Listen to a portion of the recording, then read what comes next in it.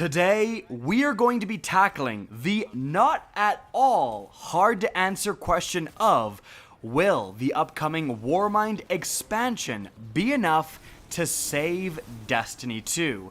And so, let's get started. What is up, guys? Rick Kakis here, and this, I believe, is a very important question to answer, and that's because some version of this question is going to be asked by a lot of people very soon. In fact, I'm sure you guys watching are going to start hearing this question. You have friends that have stopped playing the game, maybe they have the expansion pass, and they're going to be saying, hey, I haven't played since Curse of Osiris, is Warmind any good? Has it fixed Destiny 2 or saved Destiny 2? Should I come back? Again, this question is going to be asked to infinity, so it deserves at least a crack at an answer. However, like I said, it's a really hard question to answer, and that's because people's ideas of what needs to be saved in Destiny 2 varies drastically. Some people think that Destiny 2 right now is fine and doesn't need saving at all. Other people think that the game is dead and has been for a while, and nothing Bungie could do could bring them back. And the many people in between have, again, different ideas of what parts of Destiny 2 need to be fixed in order for the game to be saved. Now, I would say that the majority consensus from my experience within the game and interacting with a large portion of the community is that Destiny 2 still needs a lot of work. It's still at a state where it needs to be fixed and or saved. And also, probably the biggest issue I would say with Destiny 2 is really still the biggest issue that was really addressed and kind of came to the forefront a few weeks after the game released, and that is lack of complication. There is nothing really to do in the endgame, and the endgame activities have been dumbed down. There's no secret exotic quests. All of the raid weapons are available in the normal difficulty. You don't have to ever step foot into Prestige. Heck, you don't even have to step foot into the raid in order to get the raid weapons. There's no Adept Trials weapons. The customization of your subclass has been gutted.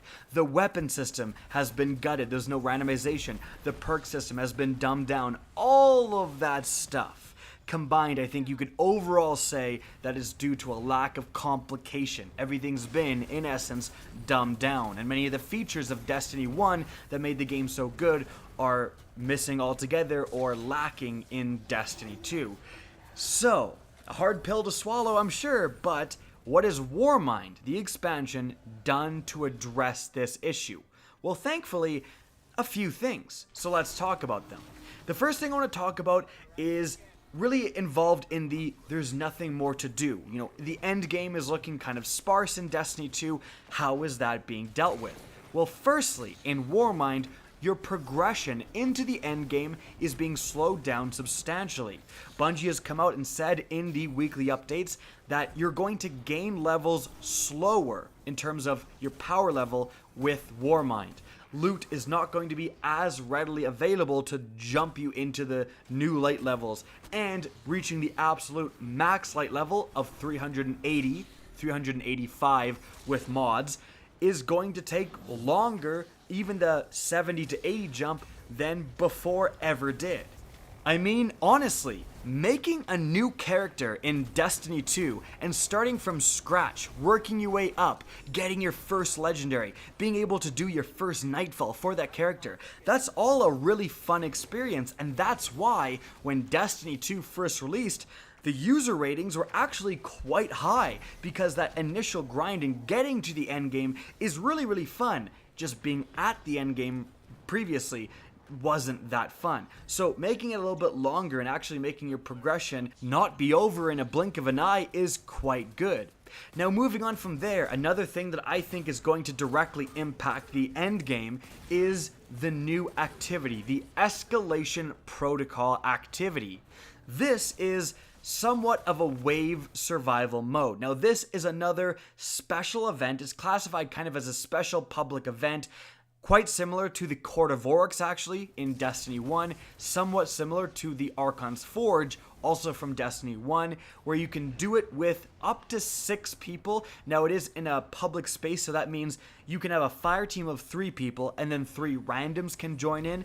Now, quick tip for you guys, because I'm sure this is going to come up, you can kind of cheat your way into having 6 friends in this one activity. All you need to do is go in with 3 people, find one random person, invite them to your party or whatever. If they join, you can convince them to have your friends join off them. And since that random person is in your instance, you can get your friends in off them. And even if they leave, you can get your 6th person in and have all 6 of your friends all doing the same activity. You're welcome. But that aside, it looks like a very good activity. And I'm not just saying this for the sake of being positive. Everything I would have wanted when it comes to this kind of new patrol mode activity is in it. Firstly, it's apparently actually going to be challenging, especially when you get to the later waves. In addition, when you get to those later waves, you're going to have boss fights. And there's 5 different bosses in the game, each with unique abilities and attacks and so on. And those 5 bosses are going to rotate every single week. So that's great for replayability. And on top of that, each of those bosses, all 5 of them, are going to have unique loot tied to them. And on top of that, there's also unique and what looks like pretty desirable and certainly awesome looking weapons and armor tied to this specific activity that if you get to the end waves, you have a better chance of getting. And I think some are only acquirable at those end waves. So, I mean, a new activity, looks pretty darn fun, playable with up to 6 people, and it has specific desirable loot tied to it. They're hitting literally every checkbox I would have had if, again, I would have said, this game needs new activity, this is what it needs. That's all fantastic. The real question is, how long is this really going to last? Yes, there's desirable loot, but if you get the shotgun and the sniper rifle and the SMG, let's say, and that's all the loot tied to this activity within the first week, then your desirability to play this activity goes completely off a cliff. So that's really going to be the thing. Will this activity keep players coming back week to week to week? Like something like, honestly, the Prison of Elders did do by having rotating loot and so on, and rotating challenges. Will this activity do that? Well, I don't exactly know. It certainly looks like a pretty positive feature, but its longevity can only be judged by actually experiencing it throughout a longer period of time.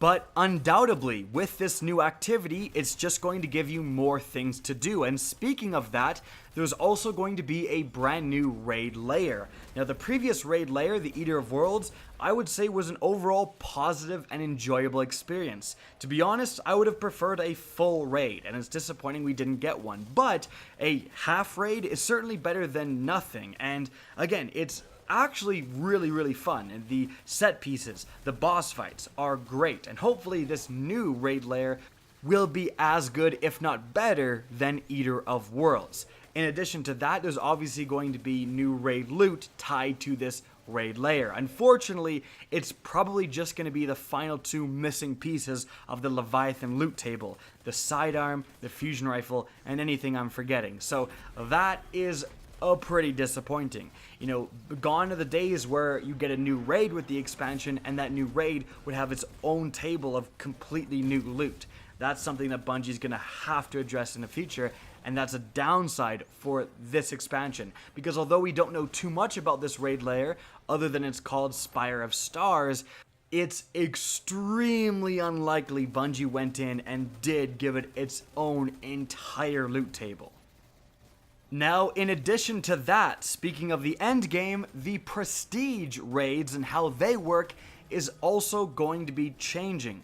Bungie talked a long time ago that you would have essentially challenges with unique raid modifiers and fixed loadouts. So you'd have to go in and take on a certain raid with a hand cannon and a scout rifle. You would have to have those 2 guns and a sniper rifle, let's say, and then it would have a special modifier where precision damage was doubled, right? To make use of all these precision guns. That's just a random example, and Bungie gave random examples, but they said that those are going to be different than what's actually going to be in the game. we've heard nothing apart from that initial update unveiling this new idea about how the prestige raids would work. Are they still going through with this? What changes have been done? No one knows. But undoubtedly, Bungie is looking at a new way to approach the prestige raid, which I think is a very good thing, because right now there's really not a huge reason to do the prestige raid because the only loot you get is cosmetic. Having actual tangible rewards like weapons tied to the prestige raids would see a huge uptick in gameplay. Again, we're kind of in the dark here, but we do know something out of the ordinary is coming. Now, on top of that, another big positive of the Warmind expansion is going to be just an influx of many things. Firstly, there's going to be a lot more exotics, and even though some of those are returning, like the Armamentarium and so on, a lot of those will have different perks than the Destiny 1 versions. And frankly, new exotics are still new exotics to the game. They're going to provide a lot of players something to grind for, fulfilling their exotic collection. And speaking of exotics, exotics are also getting massive buffs in the Warmind expansion for everyone to enjoy. Like, a lot of the exotics that have been in the game since launch are changing so dramatically, it's basically like getting whole new guns. And there's also the exotic masterwork, so now you can not only get this more powerful exotic, but you can also acquire a catalyst for it and then get a unique bounty different for each exotic, and then do that bounty to get unique stat or perk bonuses, again unique to each exotic. What Bungie is doing to exotics in Warmind is potentially the biggest change of them all, and it's going to just absolutely drastically shift the meta in Destiny 2. And that's just exotics. There's also going to be a massive influx of legendary weapons and armor for players to use and acquire, and that's also going to likely shift the meta. On top of that, we have the huge addition of ranked PvP to give players, again, something to grind for. And here we have practical rewards for grinding those ranked PvP rankings and actually getting really even unique weapons for doing so. All of these things, again, are quite positive. But, unfortunately, the buck stops here. Those are the real, positive, game-changing additions coming in Warmind. The new activity, the new raid lair, changes to prestige raid, changes to leveling, changes to exotics, and the influx of new weapons and loot. But aside from that, none of the fundamentals of the game are changing, and this is kind of the biggest problem with Warmind, is that many of the things that need to be fixed in Destiny, the subclass system, like taking away the customization from subclasses, is something that needs to be reversed, as are the weapon changes and the static rolls, as are the armor changes, as are even the weapon slot system. Now, the good news is that we actually know these changes are coming. The bad news is that all of these changes are coming in September. So here is really kind of the line in the sand for whether or not you think that Warmind will fix Destiny 2 or if you think it won't. On the one hand, the positive hand, you have some genuine improvements coming with Warmind, the stuff we talked about at the beginning of the video. This is undoubtedly, if you're even a little bit enjoying Destiny 2, going to make you play so much more and going to give you so much more to do. But it really is just a band-aid on these fundamental issues of the loot system and so on. And if you are someone who thinks that those need to change, those absolutely need to change before you even consider coming back to Destiny 2, then Warmind is not going to do it to you. Warmind is not going to save Destiny 2 for you. Now again, there is a definite line in the sand. There is no right or wrong answer. If you're someone who's just looking for more to do, Warmind is legitimately offering some of those things, and frankly, to me it looks a lot better than Curse of Osiris. But if you're someone who thinks the game needs to fundamentally shift, then again, Warmind is not going to do those things. Bungie has kind of trapped themselves. They are repeating the Destiny 1 model of small expansion, large expansion. And although small expansions have the potential to really shift the direction of the game, like the House of Wolves did some huge stuff. Introduced Trials of Osiris, introduced weapon re-rolling, introduced etheric light to make everything viable, introduced the treasure key farming public events, which were huge and super fun. It did some incredibly positive things for a quote-unquote small expansion. But when we're talking about these fundamental changes, Bungie always saves that for the big Taken King style of expansion that we know is coming now in September for Destiny 2. So that's really the bind we're in. A lot of these fundamental things are being fixed, but it's the weight that is really kind of the thing that's keeping people away from coming back into the fold with Destiny 2. Will it survive until September? Well, undoubtedly, Warmind will be a pretty big bandage on the situation. Let's just hope that bandage won't fall off. Guys, that's it for the video. I hope you enjoyed and found this informative. If you did, please remember to help me out by simply rating and especially sharing this video. If you guys want to see more Destiny 2 content similar to this, don't be afraid to slap that subscribe button. And if you guys want to get in touch with me and keep up to date with the latest channel activity, the best way is to follow me on Twitter at RickCacus. That's linked in the description down below, as is my Twitch channel, which you can also follow. Again, I hope you enjoyed the video, and as always, have a good day.